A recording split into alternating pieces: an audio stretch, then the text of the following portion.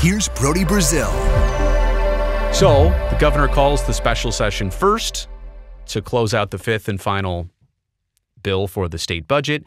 And then he brings up another special session to tackle SB 1, which is the A's public request. Now, you have to understand about this special session. This is after 120 days since February. And, forget the last couple months. I mean, that has been a grind. This is how Nevada works. They have legislative sessions every other year, so they try and cram a lot of stuff into 120 days every other year. And a lot of lawmakers right now are saying, hey, maybe we should even revisit this whole idea. This is not enough time. We don't like special sessions.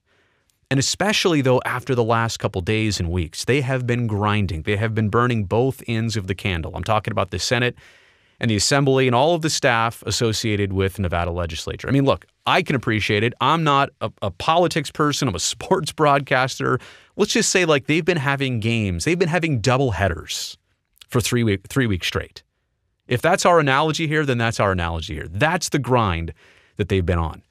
So then imagine all of that work to try and reach the conclusion they didn't bring up SB 509, either on purpose or they ran out of time or nobody was motivated to move on it. Like I said, it never even got out of the Finance Committee. It has to pass the committee to ultimately be heard by the Senate and then heard by the Assembly to take respective votes on it. But forced into the special session, right, by the governor, he brought this up. He brought up two things. But when presented back on Wednesday, and I mean, it did not exactly go over extremely well on Memorial Day. I mean, some things were perfectly fine for some lawmakers, but there were some questions. There were some things pointed at with the SB 509 presentation.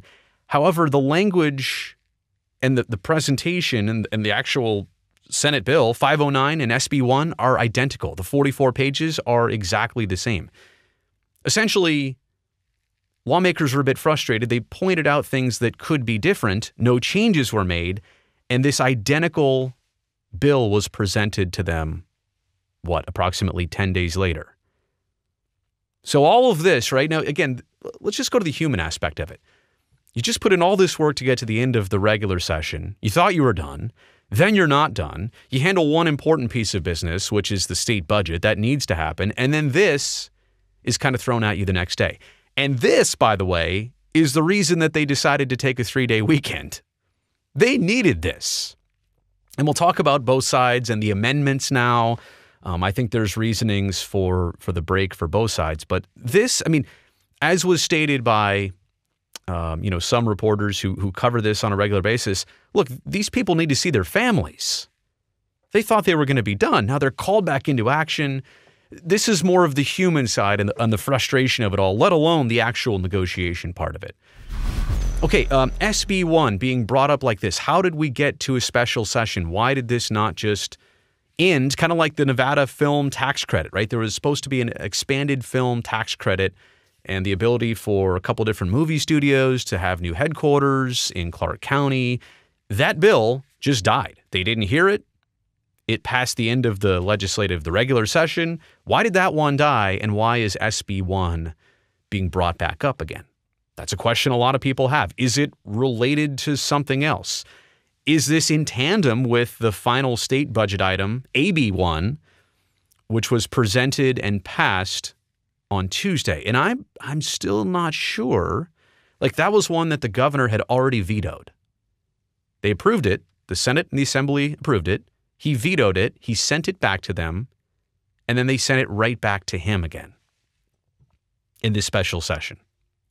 He's yet to sign it as far as I know as I record this right now. So were these things supposed to be in tandem? Was this, hey, I'll sign AB 1 if you guys pass SB 1? Is it that? I don't know.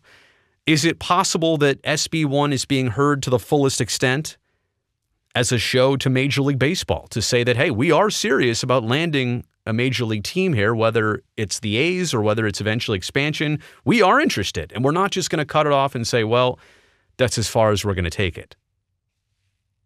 Is that a reason why this went into special session? I mean, there's a lot of things that could have gone into a special session. There's a handful of things that didn't even get brought up, and they just died. Why did this live on? And obviously, I think the last part of it, no matter what you deduce from why this is here, like the governor has a very, very clear interest in the project, right? We talk about who has championed this. Well, obviously the A's have championed relocation. Certain politicians have championed it. The governor has championed it. Outside of that, there's not a group in Las Vegas that's clamoring for baseball. A couple individuals here and there. I saw an editorial written by the Las Vegas Review-Journal that was quite interesting. But I mean, it's clear that the governor has an interest in making this project happen.